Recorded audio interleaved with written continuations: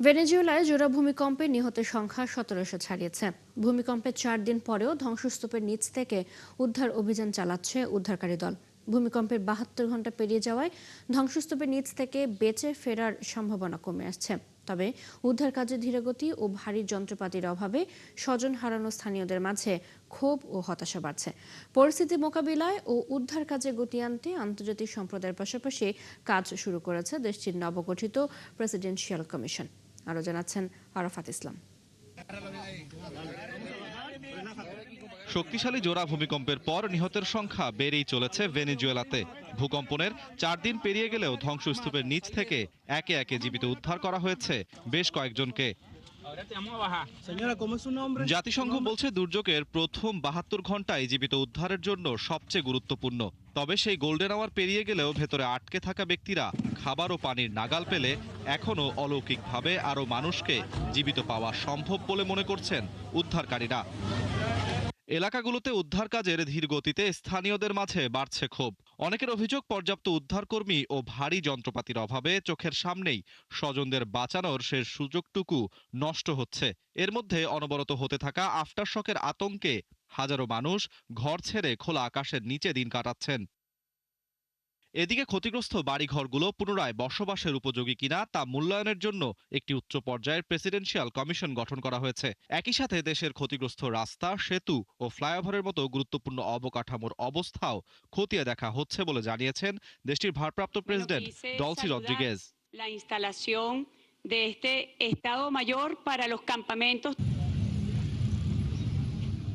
এই মহাবিপর্যয় মোকাবেলায় ভেনেজুয়েলার পাশে এসে দাঁড়িয়েছে বিশ্ব সম্প্রদায়।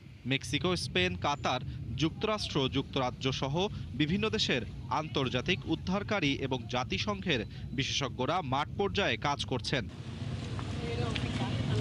প্রায় ২০০০ উদ্ধারকর্মী ও আধুনিক ড্রোন প্রযুক্তি নিয়ে ধ্বংসস্তূপের প্রতিটি কোণায় এখনও চলছে জীবনের সন্ধান। আরাফাত ইসলাম, একাত্তর।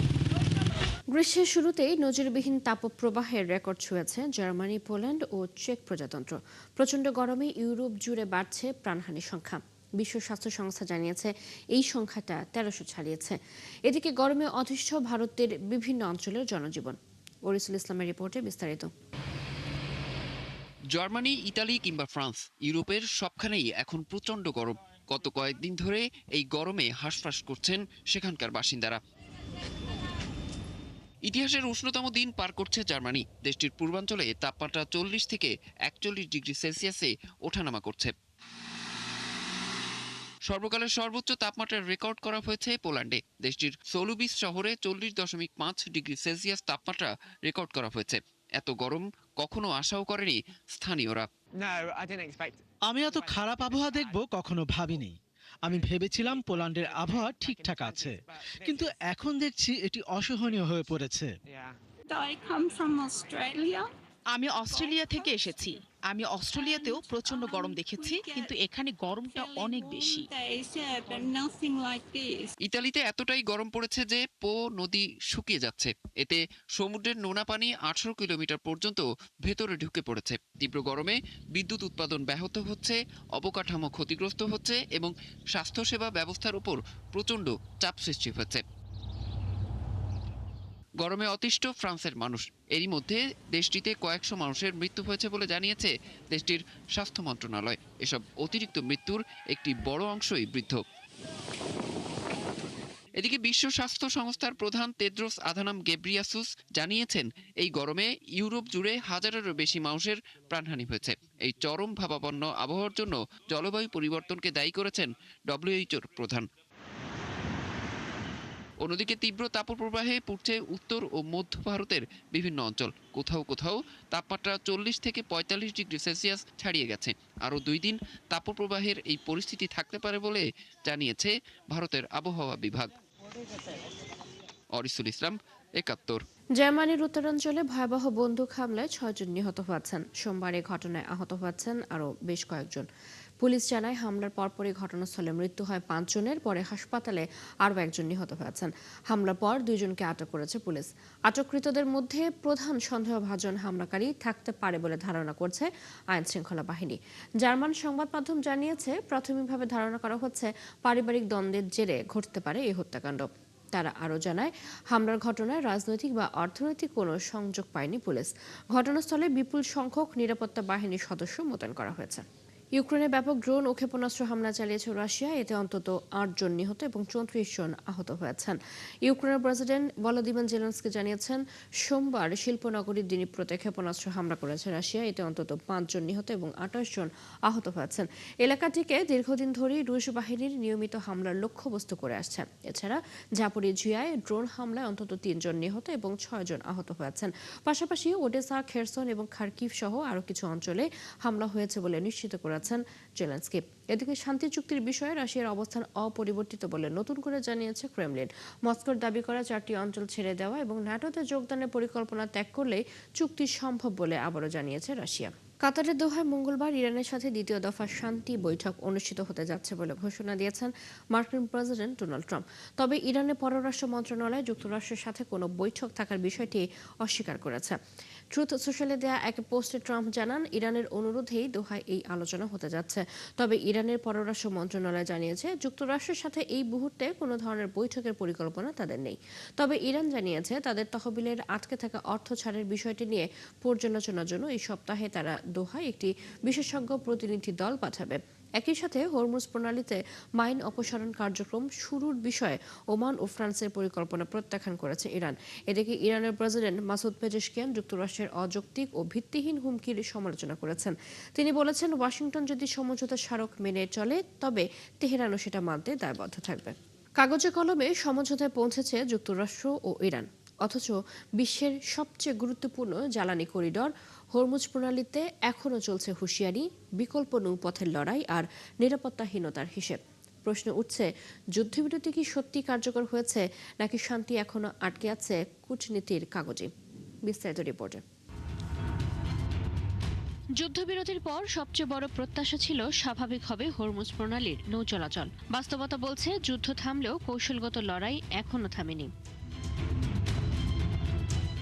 সমঝোতার অন্যতম শর্ত ছিল হরমুজ প্রণালীতে বাণিজ্যিক জাহাজের নিরাপদ চলাচল নিশ্চিত করতে সর্বোচ্চ চেষ্টা করবে ইরান। কিন্তু একই সময়ে আইআরজিসির কঠোর সতর্কবার্তা, বিকল্প রুট ব্যবহারকারীদের প্রতি হুঁশিয়ারি এবং বাণিজ্যিক জাহাজে ড্রোন হামলার ঘটনা নতুন করে প্রশ্ন তুলেছে।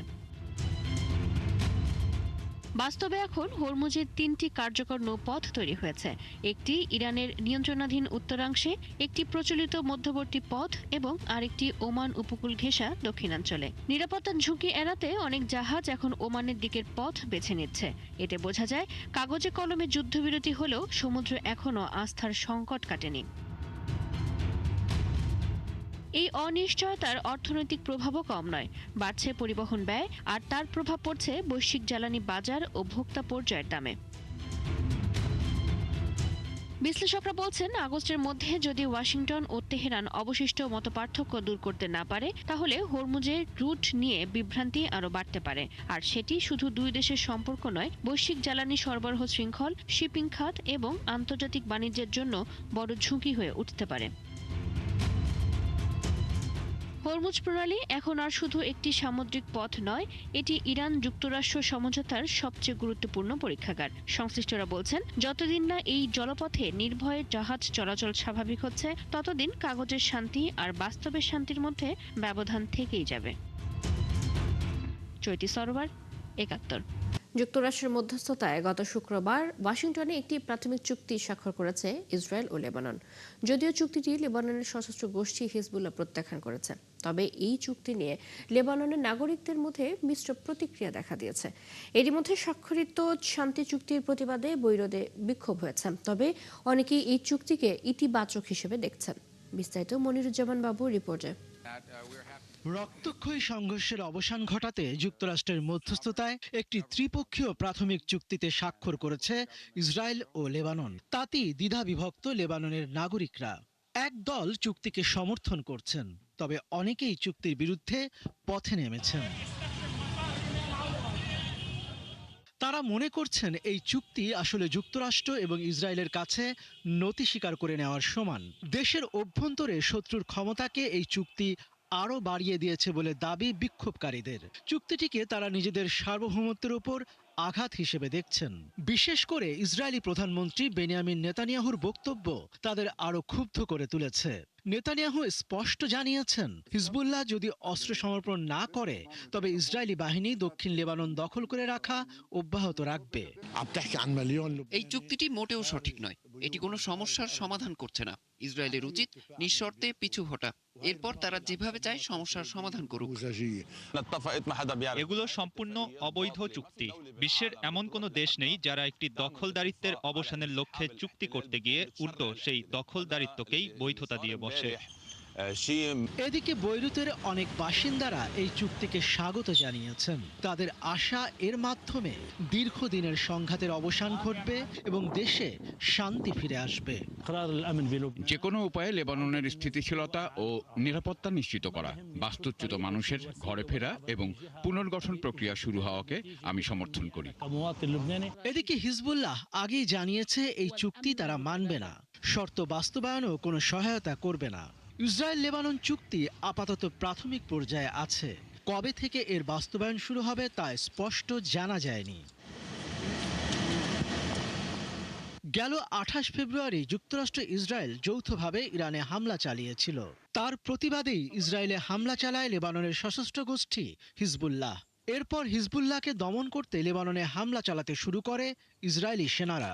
ইসরায়েলি হামলায় এ পর্যন্ত লেবাননে 4000-এরও বেশি মানুষ নিহত হয়েছেন।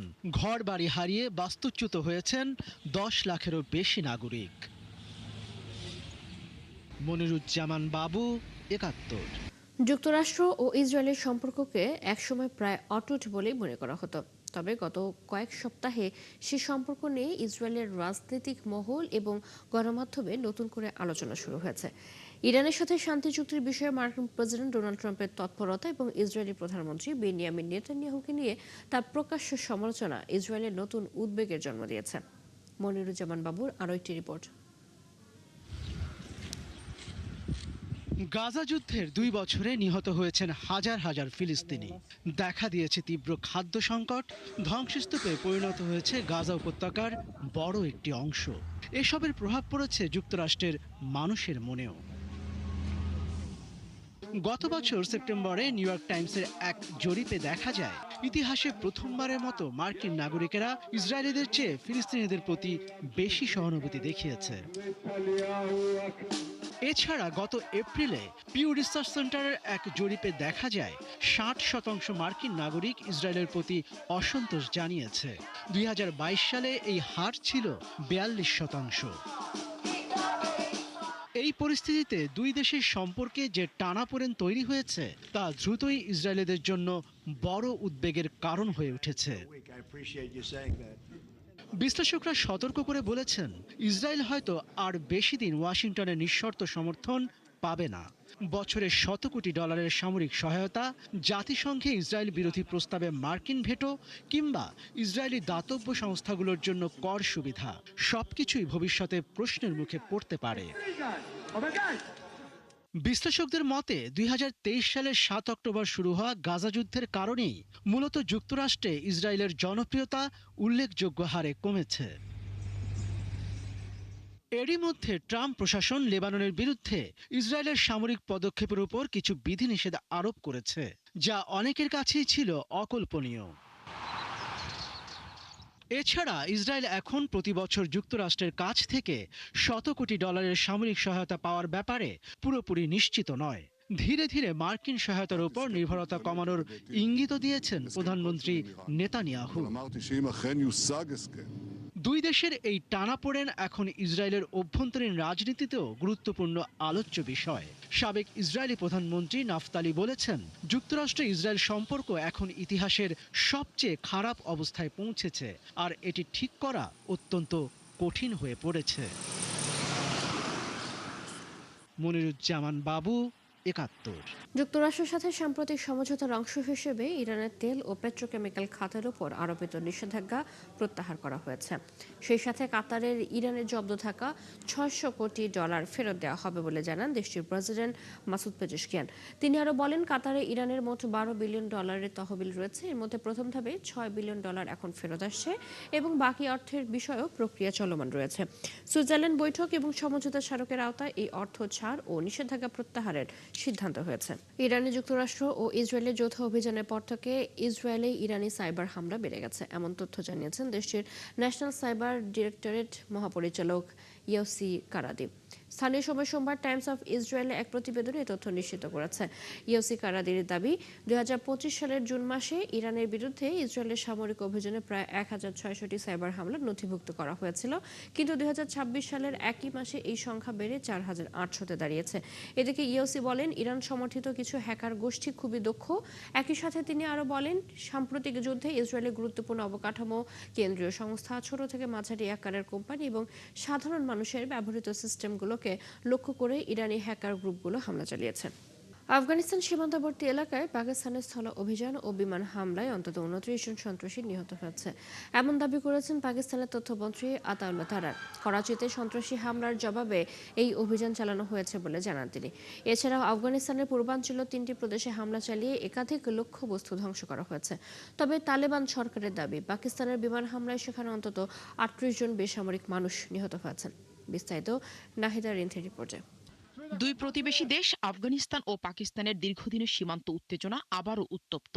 শনিবার করাচিতে সন্ত্রাসী হামলার জবাবে আফগানিস্তানের পূর্বাঞ্চল পাকতিয়া, কুনার ও পাকতিকা প্রদেশের একাধিক লক্ষ্যবস্তুতে বিমান ও স্থল হামলা চালিয়েছে পাকিস্তান। এই হামলায় 29 জন নিহত হয়েছে বলে সামাজিক যোগাযোগ মাধ্যম এক্সে দেওয়া এক পোস্টে এ তথ্য জানান পাকিস্তানের তথ্যমন্ত্রী আতাউল্লাহ তারার। তিনি বলেন, দেশজুড়ে সশস্ত্র গোষ্ঠীগুলোর একাধিক হামলার জবাবে এই অভিযানে তালেবানের গোপন আস্তানার বিপুল পরিমাণ অস্ত্র ও গোলা বারুদও ধ্বংস করা হয়েছে। তবে তালেবান সরকারের উপমুখপাত্র হামদুল্লাহ ফিতরাত বলেছেন, পাকিস্তানের হামলায় নারী ও শিশু সহ অনেকেই হতাহত হয়েছেন। এদিকে সোমবারের এই ঘটনায় নিরাপত্তা নিয়ে উদ্বিগ্ন সীমান্ত এলাকার বাসিন্দারা। রাত তখন প্রায় 11:45। বিমানটি যখন এসে বাড়িটিতে হামলা শুরু করে তখন সবাই ঘুমিয়েছিল। বাড়ির ভেতরে শিশু, নারী, পুরুষ ও বৃদ্ধারা ছিলেন, তারা সবাই ঘুমিয়েছিলেন। তারা বোমা হামলা চালিয়ে নারী ও শিশুসহ বহু নিরীহ মানুষকে হত্যা করেছে। এটা আমাদের কাছে নতুন কিছু নয়। গত 50 বছর ধরেই পাকিস্তান আমাদের উপর অত্যাচার করে আসছে। পাকিস্তানের দাবি, এর আগে শনিবার করাচিতে আধা সামরিক বাহিনীর রেঞ্জার্সের আঞ্চলিক সদর দপ্তরে হামলা চালিয়ে 3 সেনাকে হত্যা করার বদলা নিতেই একদিন পর তারা এই হামলা চালায়। সাম্প্রতিক বছরগুলোতে পাকিস্তানে পুলিশ ও নিরাপত্তা বাহিনীকে লক্ষ্য করে হামলার সংখ্যা বেড়েছে। দেশটির কর্তৃপক্ষ এই সহিংসতার জন্য আফগান সমর্থিত সশস্ত্র গোষ্ঠী তেহরিক-ই-তালেবান পাকিস্তান বা টিটিপিকে দায়ী করেছে। তবে কাবুল এই অভিযোগ অস্বীকার করেছে। নাহিদা রিন্থি, ৭১। এই ছিল এখনকার আয়োজনে। বিশ্বের আরো নতুন কিছু খবর এবং বিশ্লেষণ নিয়ে দুপুর 1:30 আবারও হাজির হবে বিশ্বযোগ। সরাসরি সংবাদ এবং অনুষ্ঠান দেখতে চোখ রাখুন ৭১-এর ফেসবুক পেজ, সাবস্ক্রাইব করুন ৭১-এর ইউটিউব চ্যানেল। থাকুন ৭১-এর সাথে।